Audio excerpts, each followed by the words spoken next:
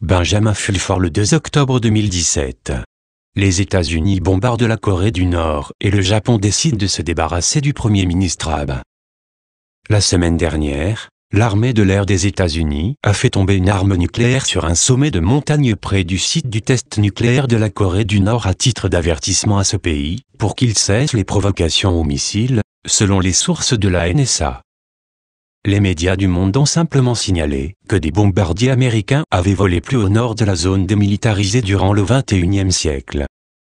Ce vol a été suivi de rapports qu'un tremblement de terre de magnitude 3.5 s'est produit près de l'endroit où la Corée du Nord a récemment testé une bombe à hydrogène. Des rapports médiatiques contradictoires ont décrit ce tremblement de terre comme étant soit naturel ou soit le résultat d'une explosion nucléaire. En tout état de cause, la Corée du Nord ne s'est pas vantée d'un nouveau test nucléaire après cet événement. Le président américain Donald Trump semble avoir donné des indices de cette attaque dans les tweets suivants. J'ai dit à Rex Tillerson, notre fantastique secrétaire d'État, qui gaspillait son temps à essayer de négocier avec Little Rocket Man. Économisez votre énergie, Rex. Nous ferons ce qu'il faut faire. Être gentil avec Rocketman n'a servi à rien pendant 25 ans. Pourquoi cela fonctionnerait-il maintenant? Clinton a échoué, Bush a échoué, Obama a échoué. Je n'échouerai pas. L'attaque nucléaire sur la Corée du Nord a été suivie d'une décision chez les sociétés secrètes asiatiques, en coordination avec le mafioso kazarian Henry Kissinger, de se débarrasser du Premier ministre japonais Shinzo Abe, disent les sources de la société secrète asiatique. C'est pourquoi Abe a annoncé des élections générales pour le 22 octobre, selon les sources. Le prochain Premier ministre désigné du Japon, la gouverneure de Tokyo Yuriko Koike, sera la première femme Premier ministre du Japon, ajoute-t-il. Les entreprises de médias de propagande japonaises préparent maintenant la voie à une troublante victoire par le nouveau parti de Koike, avec une couverture accrue des scandales d'Abe et une couverture glorieuse pour Koike. En outre, tous les partis d'opposition, suivant les ordres, ont tout de suite décidé à l'unanimité de se ranger avec Koike. Koike est également soutenu par l'ancien politicien japonais Eiichiro Ozawa, qui est largement considéré comme un agent nord-coréen. Sa mère est nord-coréenne et un agent Rockefeller. J. Rockefeller a écrit la préface de son autobiographie anglaise. Plusieurs sources sont d'accord pour dire qu'Henry Kissinger, l'intermédiaire de Rockefeller, active tous ses vassaux comme Ozawa au Japon, pour s'assurer que Koike remplacera l'impopulaire Abe. Il existe également une connexion saoudienne et coréenne dans cette campagne, sous la forme d'un homme d'affaires coréen, Masayoshi Son. Son possède maintenant Fortress Investment Group, qui possède à son tour Musashi Engineering, la société qui fabrique les machines qui volent les élections au Japon. Rappelez-vous que Son a reçu récemment 100 milliards de dollars de l'Arabie Saoudite, et en a lui-même offert 50 milliards à Donald Trump. Koike parle couramment l'arabe et est largement connu au Japon comme étant favorable au Moyen-Orient, en particulier aux pays producteurs de pétrole. Ce n'est probablement pas un hasard si Koike dit qu'elle s'oppose à l'énergie nucléaire, puisque la fermeture des centrales nucléaires au Japon signifie que le Japon devra acheter encore plus de pétrole de l'Arabie Saoudite pour maintenir en fonction son réseau électrique. Koike s'engage également à renforcer l'alliance militaire du Japon avec les États-Unis.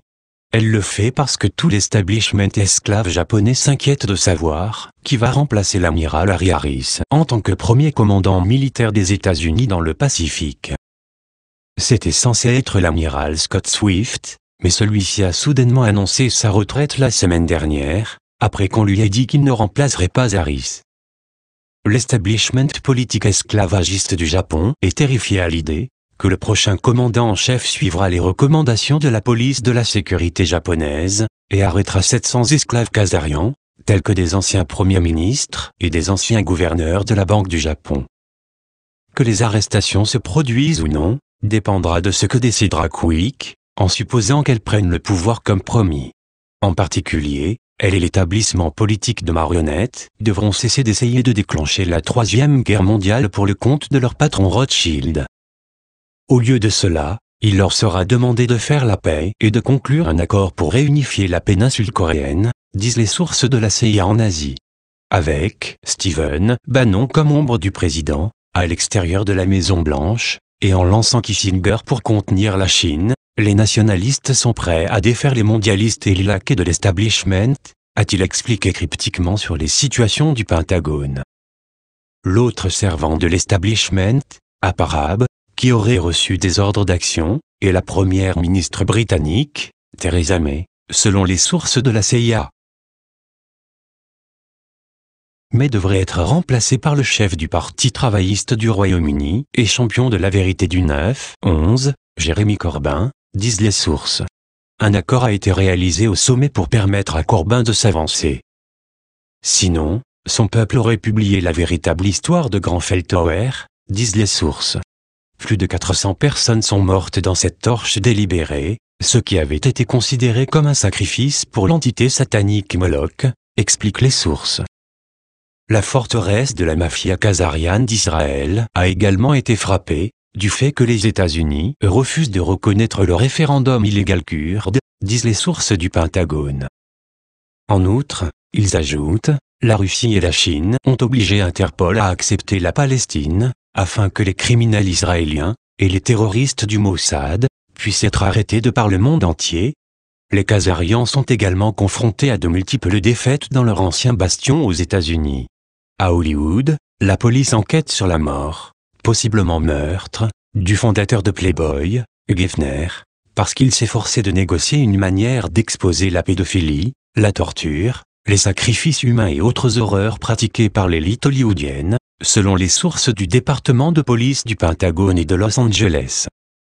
En outre, dans le sud des États-Unis, Luther Strange, sénateur d'Alabama, pion de la cabale, soutenu par McConnell, Mitch, le leader de la majorité du Sénat et la machine GOP, a été défait par le juge conservateur chrétien, Ramour, soutenu par Bannon et l'équipe Trump, disent les sources du Pentagone.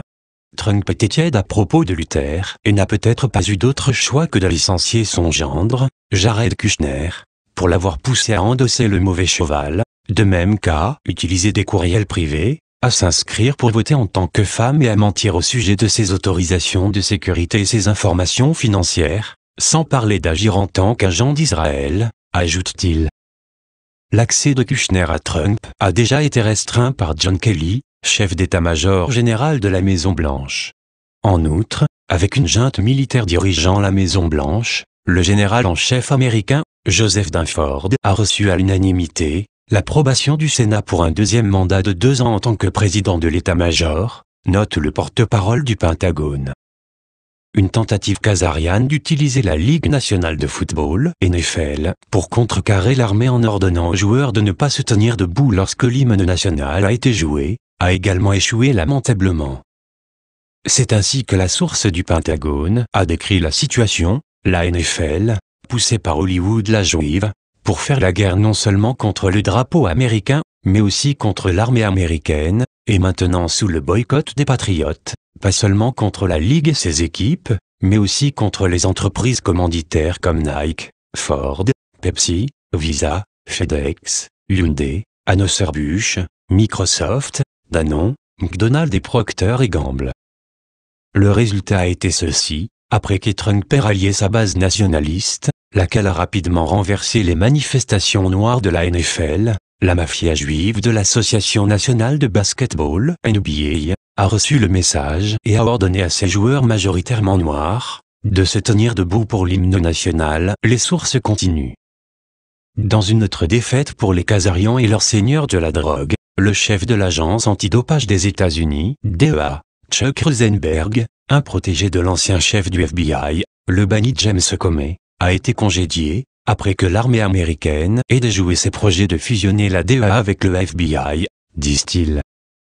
La campagne des Khazarians pour utiliser une tempête préconcoctée sur Puerto Rico, pour embarrasser le régime Trump, a également mal tourné.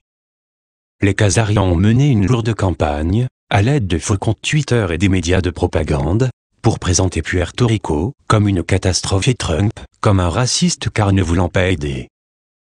La réalité est que, les militaires américains ont fourni toute la logistique nécessaire pour mettre Puerto Rico sur ses pieds dans un très court délai. Le seul problème qui subsiste est que, les Khazarians utilisent leur contrôle du système financier pour désactiver les guichets automatiques de l'île.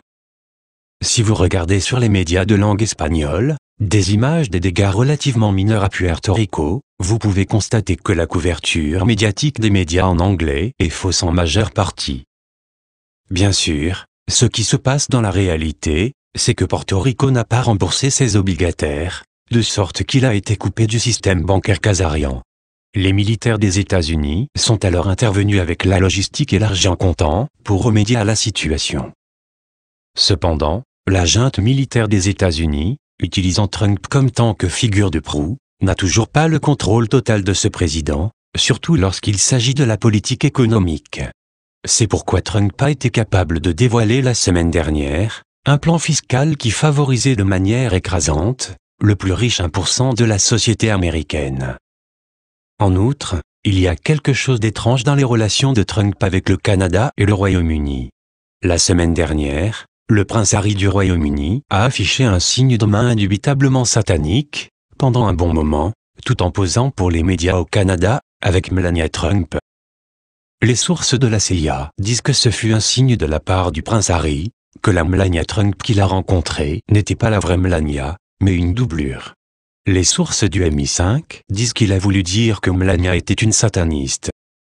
Quoi qu'il en soit, Trump a répondu à la visite de Melania en imposant un tarif de 220% sur les importations d'avions de passagers canadiens. Le missile nucléaire en Corée du Nord, les troubles à Puerto Rico et la déclaration de facto d'une guerre commerciale avec le Canada, partenaire commercial numéro 1 des États-Unis, sont tout probablement de la fanfaronnade.